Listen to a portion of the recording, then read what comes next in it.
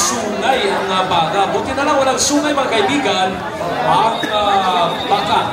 Wow! Okay. It's a red flag mga kaibigan. Umabot ng oras kaya it's DQ. Disqualified. Ayun na. Lumabas na po ang baka. Again, ang ating second player na sumagot po. Tingnan natin kung pero cooperative, hindi muna. Sabi ng baka sa ina. O yan na. Sa kanyang first try, hindi sinanerte po ang unique player. Binibigyan 2 more tries. Okay? Mamasyal daw muna kayong dalawa. Diba? Masyal muna. Okay. Tempo.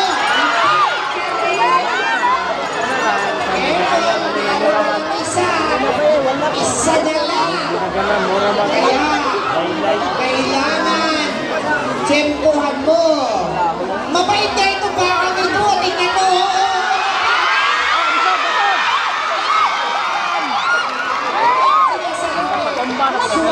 Suwabe.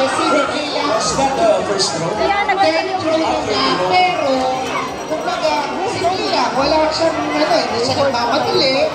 Ay, mabait lang talaga yung baka.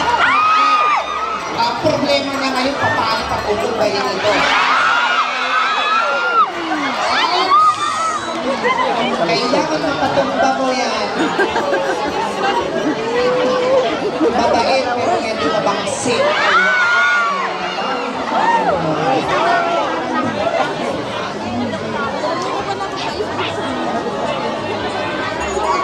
Sige, magamulang muna kayo sa ilalim ng araw.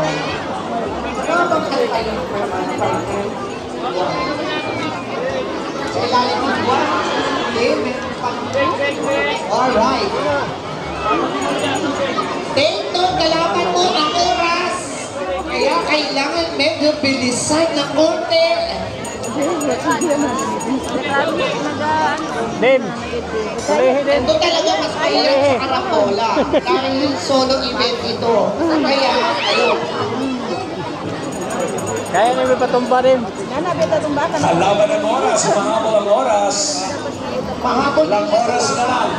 Reverend, how many minutes more? ang last sumingin po niya ba, the players given 5 minutes? Yeah, 5 minutes to finish the game.